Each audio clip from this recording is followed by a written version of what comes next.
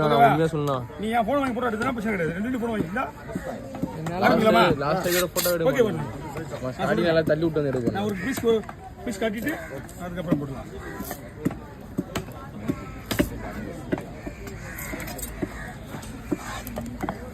நீ போறேண்ணா உன்னா நான் போட்டேண்ணா அதான் டைம் ஆகுமே. அவருக்கு நான் பேசுவேன், நீ ஏன் பேசுற? எங்க அம்மா கூட எங்க அப்பா விட்டாங்க.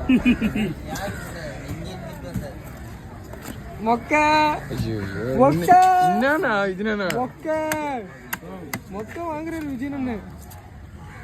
என்ன மொக்கல இல்லண்ணா எங்க அண்ணெல்லாம் பகிச்சுக்காத. Okay okay